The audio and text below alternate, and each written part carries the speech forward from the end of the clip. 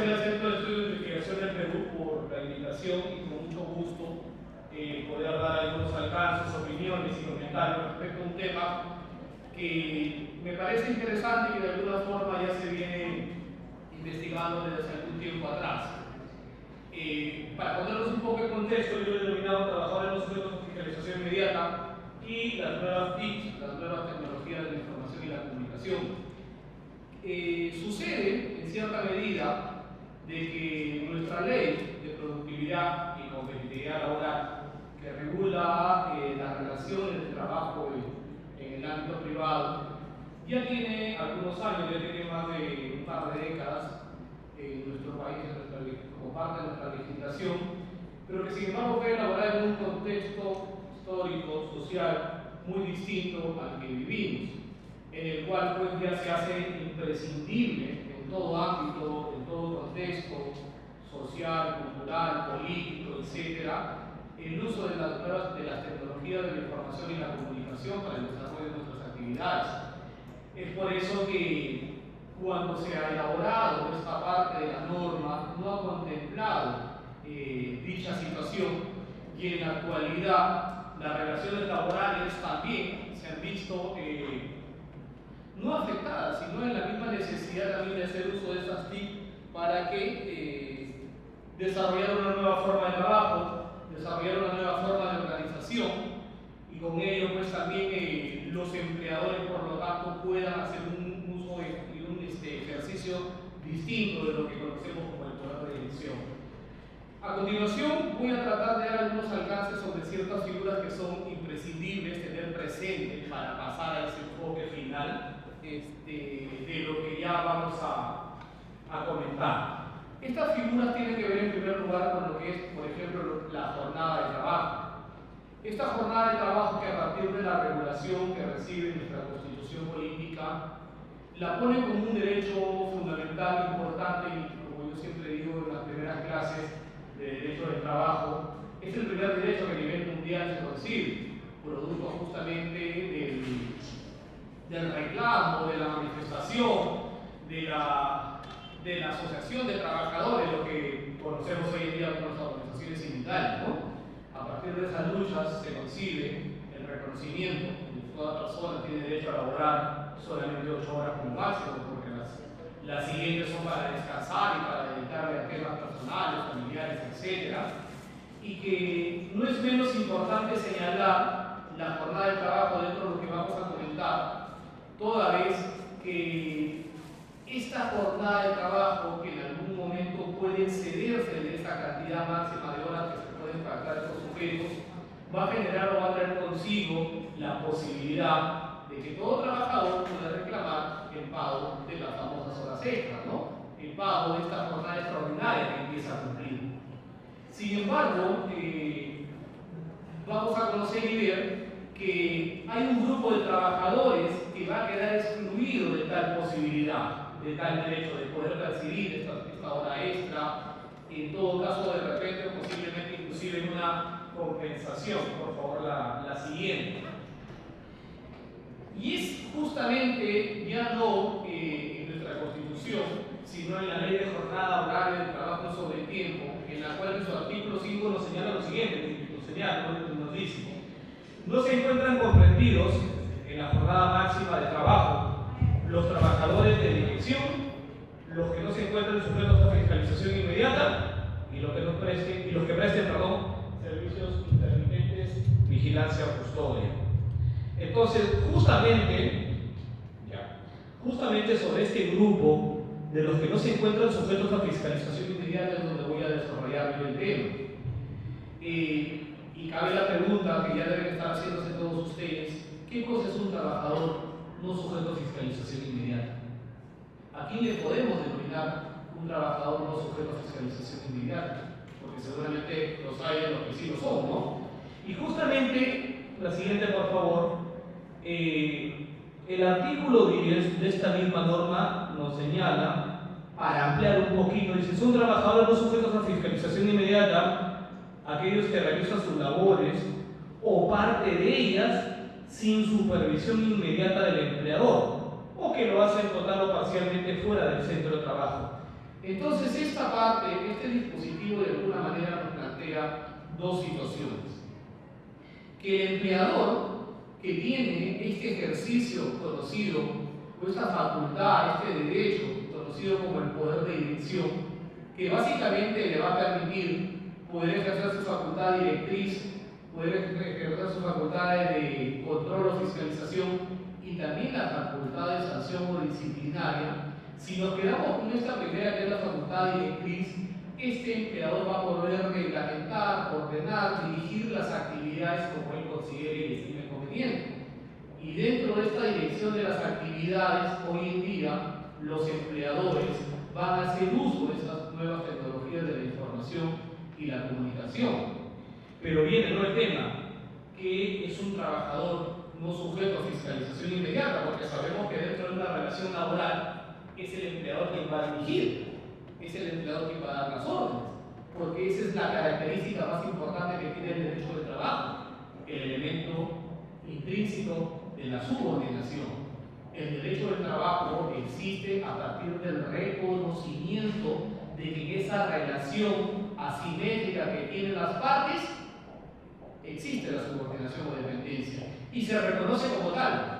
La legislación laboral peruana también se construye a partir de eso, de una diferencia clara entre estos individuos débiles, que vendrían a ser débiles económicamente, que vendrían a ser los trabajadores, y que por lo tanto existe la necesidad de que la legislación laboral les dé cierto respaldo, cierta protección, cierto cobijo a partir del reconocimiento de derechos mínimos. Claro está que estos derechos mínimos son producto de que estamos hablando de un ser humano y hay que cuidar, por supuesto, su dignidad. Pero este reconocimiento de la subordinación que se materializa en el artículo 9 de la Ley de Productividad y Competitividad Laboral, cuando se desarrolla lo que es el poder de dirección, empieza a hacer materia de análisis cuando decimos que existen trabajadores a los cuales el empleador no los va a supervisar, no los va a controlar, no los va a vigilar, no va a estar a la expectativa o al corriente de qué están haciendo. Entonces, eso ya no sería de repente derecho al trabajo, ¿no? Porque si hay una persona que de forma independiente desarrolla sus actividades, ya lo independiente, ya no es subordinación, más bien es todo lo opuesto. Pero estamos hablando de un tipo de trabajadores que, debido a la naturaleza de las actividades que cumplen, van a escapar en cierta medida del control o de la fiscalización que ese empleador puede ejercer sobre ellos. Y ahí hay un grupo de trabajadores, como nos dice este artículo 10, nos dice: los trabajadores no sujetos a fiscalización inmediata son aquellos que realizan sus labores o parte de ellas. Y aquí hay algo importante, ¿no? La totalidad o parte de este trabajo sin la supervisión inmediata del empleador, sin el control de ese empleador. Aquí nos plantea una primera situación este dispositivo, y una segunda tiene que ver cuando nos dice o que lo hace total o parcialmente fuera del centro de trabajo. Yo creo que la primera parte, cuando se refiere a una supervisión inmediata, total o parcial del empleador, se podría entender. Yo me quiero concentrar en la segunda parte donde nos señala que lo hace total o parcialmente fuera del centro de trabajo. Porque la legislación nuestra y la crítica que yo daba de manera introductoria, cuando digo que esta norma ya tiene muchos años y que de alguna forma ya no se encuadra en el contexto social histórico que vivimos actualmente, tiene que ver con que en su momento un trabajador que estaba o pasaba ciertas horas o de repente la totalidad fuera del establecimiento o fuera del centro de trabajo, se consideraba alguien no sujeto a fiscalización inmediata. Y eso era lógico, ¿no? Porque el empleador no lo tenía a su alcance y no podía saber exactamente qué hacía hora a hora, minuto a minuto. Pero hoy en día cabe preguntarse: ¿es así? ¿Que un trabajador esté fuera de un establecimiento de trabajo es sinónimo de que el empleador no lo pueda fiscalizar? ¿Es sinónimo de que el empleador no le pueda dar seguimiento a las actividades que hace en todo momento? ¿Para qué nos sirve el GPS? ¿Para qué nos sirven los smartphones? ¿Para qué sirven los diferentes tipos de software que un empleador puede crear para ingresar información? No estarían haciendo otra cosa que esa actividad remota externa que estaría haciendo este trabajador, hoy en día, con el uso de estas nuevas tecnologías, ya se le puede dar seguimiento. Ya no necesariamente que alguien salga de un establecimiento y no sepamos exactamente qué va a hacer pasando la puerta, si es que efectivamente va a trabajar o si es que de repente va a desarrollar alguna actividad personal. Hoy en día con las nuevas tecnologías o con alguna de ellas ya podemos saber qué es lo que está haciendo el trabajador una vez que deja el local o el centro de trabajo. Y vamos a verlo a continuación. Bueno, aportando un poco sobre cómo está hasta ahora regulado qué cosa es un trabajador con sujeto a fiscalización inmediata, tenemos esa casación. La siguiente, por favor. Entonces, la que sigue viene, ¿no? Analizando un poquito más las tecnologías de la información y la comunicación y las relaciones laborales. Durante el tiempo de la pandemia hemos encontrado como mejor ejemplo al trabajo remoto, ¿no? Aquella actividad que empezamos y tuvimos que desarrollar todos, producto de que ya el distanciamiento social se hacía imprescindible y que las personas ya no podíamos estar en contacto personal y nos quedamos en nuestras casitas y desde ahí tratamos de desarrollar las labores. Pero ¿qué fue necesario para ello? ¿Qué fue imprescindible para el trabajo remoto? La tecnología de la información y la comunicación. Era claro que el trabajo remoto no calzaba también para todas las actividades, porque si de repente se trataba de una actividad mucho más manual, que demandaba algún tipo de manipulación, de repente alguna máquina, difícilmente a través del trabajo remoto se iba a desarrollar. Pero el trabajo remoto que ya nos dejó, porque ya estábamos viviendo ahora la época del teletrabajo, al punto que la norma dada hace ya más de 10 años, no fue utilizada, y es entendible que no pudo ser utilizada en esta quincena de marzo cuando inicia todo, ¿no? Cuando inicia el distanciamiento social, no pudo ser utilizada porque el trabajo remoto de la manera, el teletrabajo de la manera como estaba regulado exigía un consenso, que sea de mutuo acuerdo esta prestación de servicios fuera del centro de trabajo.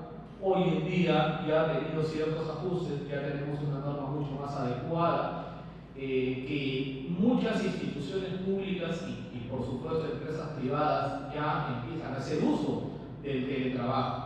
Teletrabajo que definitivamente exige la presencia de las nuevas tecnologías para que esta persona, este empleado, pueda prestar los servicios desde su domicilio o desde el lugar donde quiera o ahí informado. Y hay que decir también, para cerrar la idea sobre el teletrabajo, que a diferencia del trabajo remoto, este teletrabajo brinda mejores condiciones para los empleados o trabajadores. Porque mientras en el trabajo remoto se le diga al empleado, ya te quedas en tu casa y desde ahí desarrolla tu labor, con los medios que tengas seguramente debes de tener un computador y debes de tener internet y seguramente fluido eléctrico también, ¿no? Este teletrabajo sí exige o demanda que el empleador deba de brindar las condiciones de trabajo o las condiciones que necesita el empleado para el desarrollo de la labor.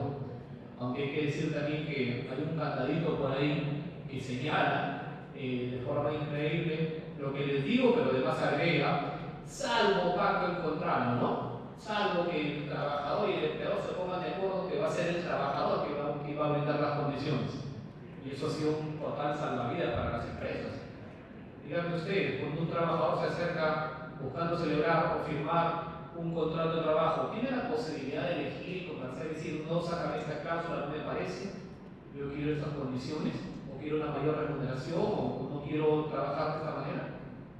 Difícilmente, ¿no?